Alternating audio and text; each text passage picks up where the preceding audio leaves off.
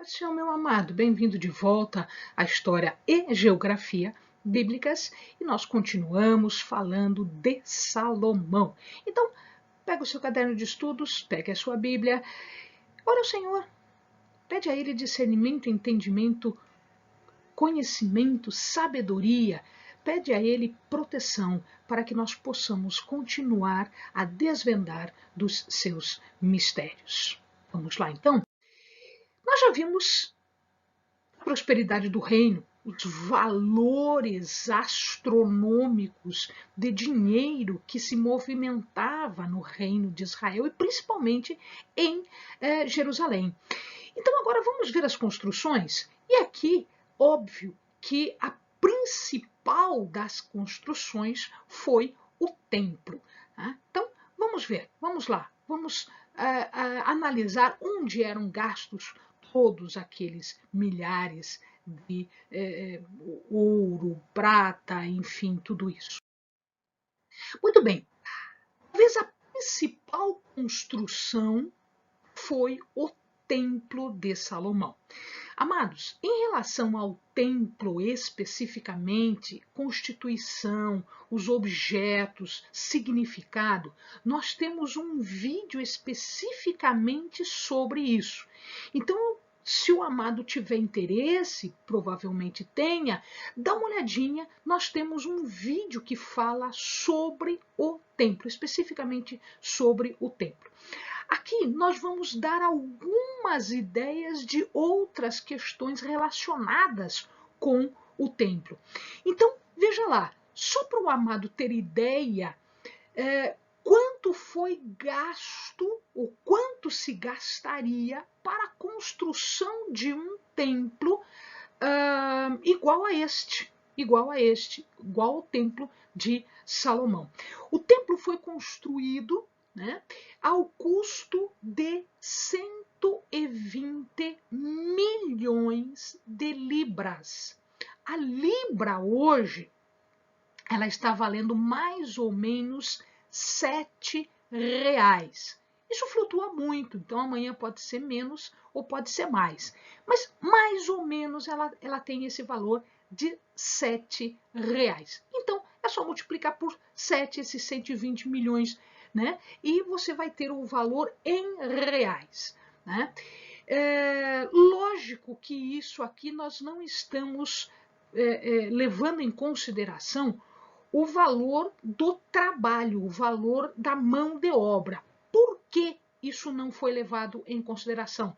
Porque eu falei já num vídeo anterior, existiam 150 mil pessoas trabalhando como escravos e, portanto, não ganhavam absolutamente nada.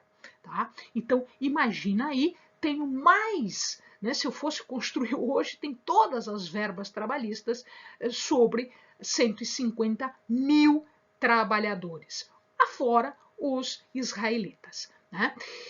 Ele foi construído pelos arquitetos e pelos trabalhadores de Tiro. Era um acordo que havia entre Salomão e Irão, o rei fenício que morava em Tiro. Lembrem-se que esta parceria começa com Davi.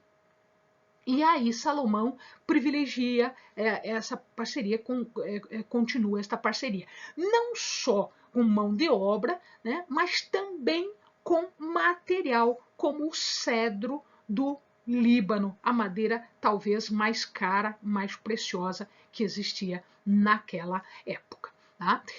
Eu quero chamar a atenção do amado para as duas colunas que existiam na frente do templo. Uma coluna de nome Jaquim,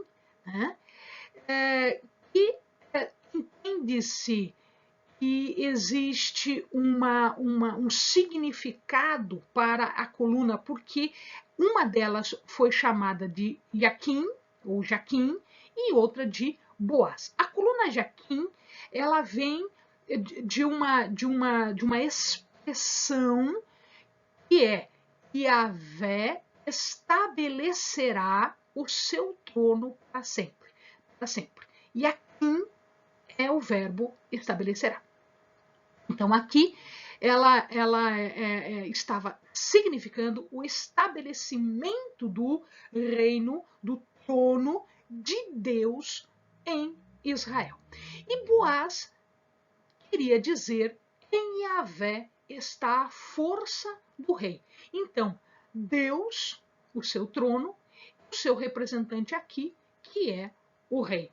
A força do rei é Deus. A formação destas colunas, elas davam ideia de chama. Então, quando amanhecia o dia ou a noite, estas partes aqui, elas ficavam, né, na neblina ou no reflexo da iluminação, dava a ideia de que eram pequenas fontes de luz. E elas significavam, na verdade, a coluna, a nuvem e a coluna de fogo que acompanhou o povo de Deus pelo deserto. Então, quando amanhecia o dia, era como se fosse uma coluna de luz, uma coluna de fogo, né, que estava iluminando tudo. E à noite, né, era uma coluna também. Então, durante o dia e durante a noite, ele dava essa ideia de uma coluna. Tá? Esse templo ele foi destruído pela história, a gente vai ver mais para frente, ele foi destruído em 586 pela Babilônia, pelo rei da Babilônia. E depois, quando o povo voltou do cativeiro, foi reconstruído em 520. Este templo foi todo remodelado por Herodes o Grande, e aí ele foi destruído pelos romanos, definitivamente, absolutamente, foi destruído em 70 depois de Cristo. Não sobrou mais nada. O que existe hoje no local? Num vídeo anterior, nós mostramos para o amado, nós temos a cúpula da rocha, né, ou a cúpula dourada no lugar do templo. Então não existe mais nada ali. É de domínio, não é domínio israelita, né? É de um outro domínio, e então não é possível fazer qualquer tipo de escavação, qualquer tipo de pesquisa naquele local. Bom, ele também constrói o que ele chama de Casa de Floresta do Líbano ou o Palácio Real. Esse Palácio Real levou 13 anos para a construção e ele tinha 45 metros de comprimento por 22 de largura e 13 metros e meio de altura. E a base dele, além de pedra, além de tudo isso, a base dele foi feito com o cedro, né? O cedro do Líbano, que é esta árvore aqui. Imagine, olha o tamanho da árvore.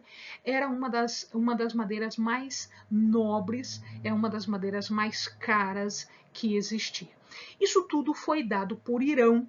Então, foi utilizado esse cedro não só no templo, como também na casa de Salomão. Levou 13 anos para a construção. Então, faça a ideia aí do tamanho deste palácio. Ele era todo subdividido, tinha a parte administrativa, tinha a parte de moradia, só para o amado ter ideia, né? Existia uma parte só para a esposa egípcia, por conta dos acordos matrimoniais que ele fez com os egípcios.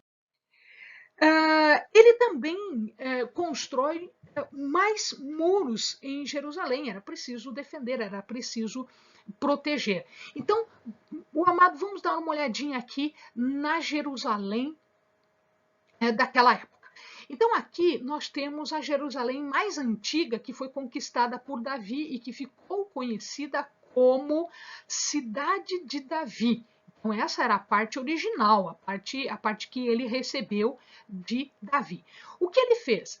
Ele mexeu em toda esta parte aqui. Isso aqui era um monte separado por outro monte menorzinho. Então, o que acontece? Ele fez um aterramento, ele fez ele aplainou tudo isso para a construção do templo. O altar ficava aqui, o templo ficava aqui, e ele fez o palácio dele, aquele que a gente acabou de falar para o Amado, aqui embaixo.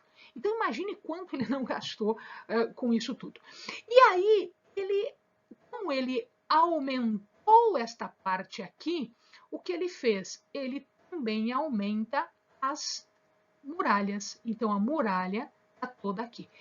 Quem trabalhava nessa muralha, quem era um dos capatazes, um dos governantes que organizava o trabalho todo, era chefe dos trabalhadores desta muralha, era Jeroboão. Jeroboão vai aparecer na história um pouquinho mais para frente, vai brigar com Salomão, e depois desta briga vai acontecer que ele vai receber metade do reino. Então aqui, amados, aqui nós temos a Jerusalém antiga, né? O Vale do Inom, aqui, né? O Vale do Inom, aqui o Vale do Cedron, tá? E aqui a muralha. Essa parte de dentro é a muralha de Salomão. Por quê? Porque depois vai ser construída uma outra muralha no tempo de Neemias, quando eles voltam do cativeiro. Então aqui nós temos uma outra muralha protegendo, porque a cidade vai crescendo, vai aumentando. Então, aqui, essa muralha que Neemias reconstrói.